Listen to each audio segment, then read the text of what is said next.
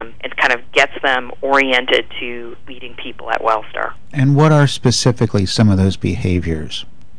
Well, it would be nuts and bolts things that new leaders need to learn about. How do you hire somebody? What does the recruitment process and the interviewing process look like at Wellstar? What are the expectations for onboarding new team members? How do you set goals with new team members? What are our expectations around coaching? And what happens when that coaching isn't working? And then how to really have all new team members leverage all those tools that are out there in the system around rewards and recognition and things like that to drive performance.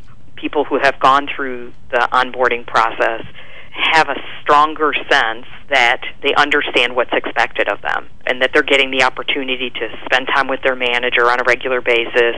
I think one of the things that we hear from people who are going through the onboarding process is that they know there's a plan and they're not guessing so much about what's going to happen next week or what's going to happen next month, but they have a certain level of security that they know how they're going to be oriented. They know that information is coming. They have opportunities on a regular basis to ask for what they need. And one thing that I would also say is that when the OD consultants sit for the first time with a new hiring managers, one of the things that they say pretty consistently when the process is laid out is, I wish I had had that.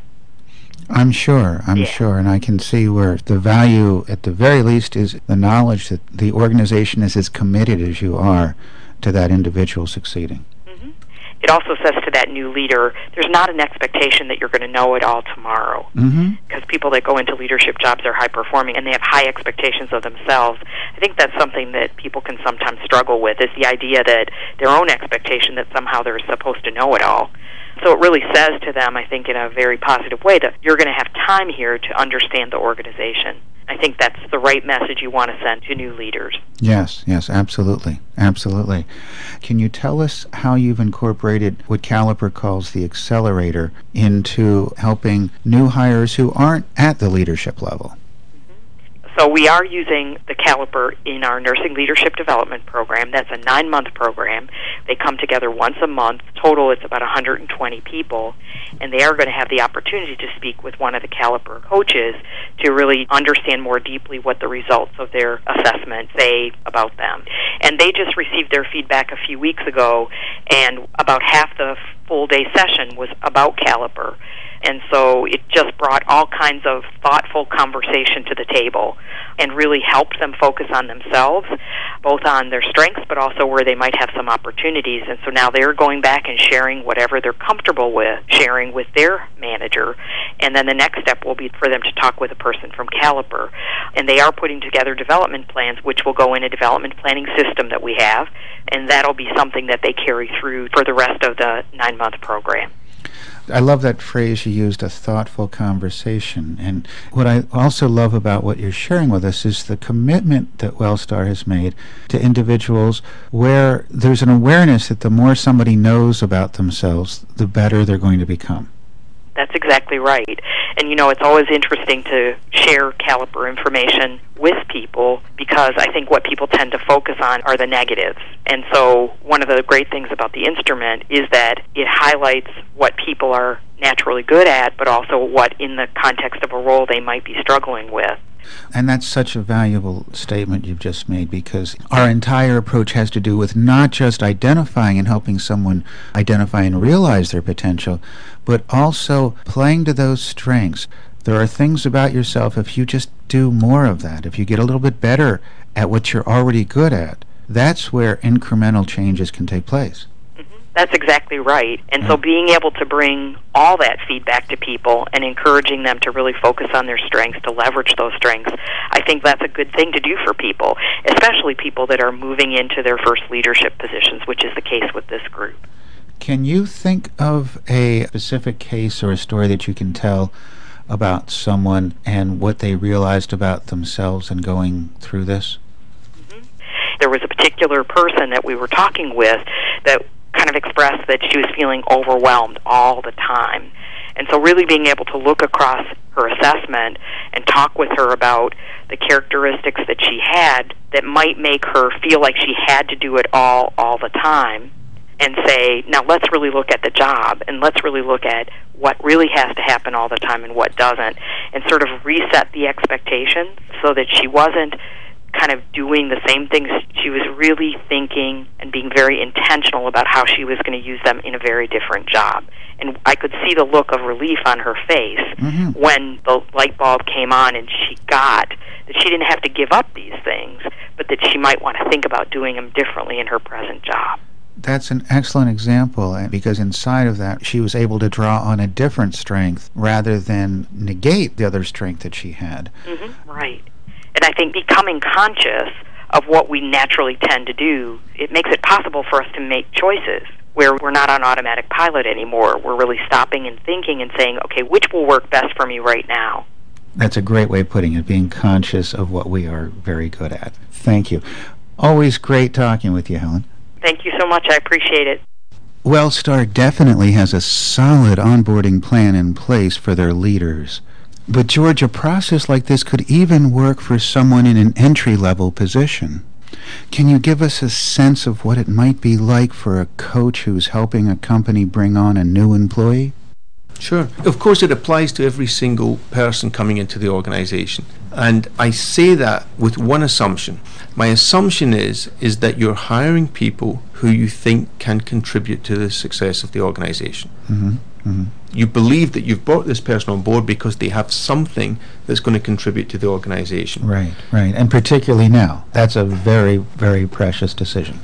You're then going to pay that person. You're going to have costs applied to that person, and you're going to expect results from that person. It's important to have a conversation about what kind of behaviors are going to lead to this person being a success, and then to help the person coming on board to understand their strengths and those areas where they're going to have more difficulty. Not as a judgment on them, but to help them choose those behaviors, and then to help the manager understand what help and support this person will need. Will this person need you to be closer to them, spending a bit more time overseeing them, explaining things to them? Or is this person going to need you to back off a little bit? Is this person going to need you to be more patient with them and explain things? Or is this person going to need you to be higher level and more strategic with them? Having that conversation helps the manager and the person coming on board have a common ground where they can support each other, and they're basically agreeing that, yes, we believe you can contribute, and this is giving you the best chance for success. And this sounds really basic, but in far too many organizations, there is this sink or swim attitude that we've given you a job. We think you're good, that's why you got the job, but now go off and do it. That's not setting somebody up for success. Right. Interesting. I'd like to speak now with another one of our clients who really understands this process. We're going to be talking now with Jamie Deal. Jamie is the Vice President of Finance and Human Resources for Concept Systems. Concept Systems is a leader in automated control systems that helps clients increase production and improve efficiency. Thank you so much for joining us, Jamie. Oh, you're welcome, Patrick. I really appreciate it. Tell us just a little bit more about Concept Systems. Well, Concept Systems basically does custom computer control systems for industrial manufacturing facilities. And we either put in new systems or help update existing systems in a variety of industries, from aerospace to wood products to food processing. Almost any industry in the United States these days has some kind of control system. So we're looking for very particular types of individuals to do the work. I would think so, absolutely. What kind of positions do you end up hiring for then? Well, we hire what we call controls engineers, which are basically a combination, could be electrical engineers or mechanical engineers that actually have interest in both of those fields of study. So you need someone then who's not just technically very, very adept, but also who will fit into your culture. Fit into our culture and also have other features enabling them to work closely with our clients and help our clients with training, because our engineers do the full process. They include programming, design, testing, training, everything for our customer. So they really have to be able to collaborate then, I would imagine. Absolutely. That would be a major part of anything that they do. Definitely. I know that you've been working with Caliper since 2005 in hiring and developing top talent. And you've been doing, actually in a more informal way, something that we've recently introduced as a new product and service to our clients, which is, after you've decided on bringing somebody on board, to have a session with them, to give them some insights into themselves and into what it'll be like to work there most effectively, how to work most effectively with their manager, and how to dive into the culture and play to their own strengths. That's correct. Most of the new hires are very eager to understand the tests that they took during the hiring process and see what that was all about. It's been very effective for us. They all have a mentor when they start in addition to their manager, so we bring those people into the meeting as well as myself as the HR representative and go over the results, and they can ask questions to Caliper, and if they have any disagreements or just find out more what Caliper means by the different development areas. But it's been very effective for us to identify with the new hire some development areas that they usually agree they have and how they can work better with our team and with their manager and with their mentor to improve those areas during their first year or so here.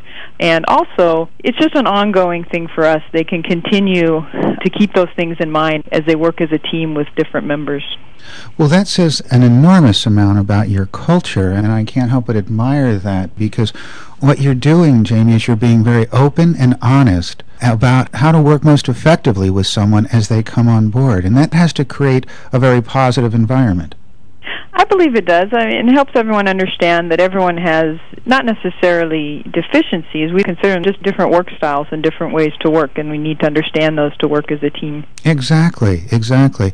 And having that sense of awareness, it's great because what you're doing is you're bringing in an outside consultant who can be objective, but also provide some insights that allows you then to have an honest conversation. Exactly. The facilitation part is very critical for us because it's nice to have the third party to facilitate that conversation. And without that, I think a lot of times what happens, Jamie, is that somebody, in other words, they go through the hiring process, you love their energy, the experience that they bring, seems like a natural to bring on board, and then somebody comes on board, and one of two things can happen. One is they're hesitant to do something because they don't want to do something that would be a faux pas or incorrect or something. And so they're looking around and they're trying to get a sense of the lay of the land. And as a result, you're looking over and you're saying, hey, where's that energy? Where's that dynamism that I saw before? Or somebody can just step in and do something that used to work in their old environment and it's just wrong for where they are here. And then that's what they become known for. That's very true, and I actually have an example of that recently. We hired a new position for us, a mechanical designer, which we've not hired before. We described that to Caliper, and during the consultation process, it was important for us to point out the exact same situation. He has a hesitancy to present his ideas if there's any resistance, but we were able to make it clear to him that, we welcome that, especially in his case, because he's the design expert here now, and we welcome him to further promote his ideas and not hesitate in that regard. Well, and that's great. So you're able to have a very honest conversation and get over that hurdle. That's a wonderful example. Can you give us some other examples of ways in which you can help somebody start more effectively? Well, definitely. One thing here, we have very tight schedules and deadlines at times, and occasionally the development guide will point out that this is an area where they need some extra help or extra coaching in meeting deadlines.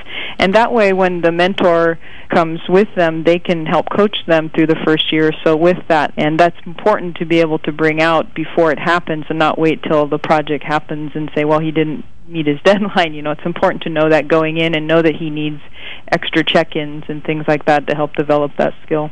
Yes, excellent. Jamie, when you're going through these consultations with the new person who's been hired and brought into Concept Systems, who's on the phone call? In addition to the Caliper rep, obviously, we also have myself. I'm always there to represent HR, and then the person's direct manager, which often in the engineering case is the VP of engineering, and then everyone has a mentor here for their first year, so we also bring the mentor in for that consultation as well, and then the employee themselves. Oh, wow. So that becomes a very rich conversation. It does, yeah. It's very effective. And are you talking with the person who's been newly hired about how to work most effectively with the new manager and what his or her style is? That's part of it, definitely. And the way our situation is, he or she doesn't just work with his manager, he works also with project managers on individual projects. So we encourage them to be aware of other people or ask other people, make them aware that they need help with this and that type of thing. But the mentor is there for the first year to help them with that.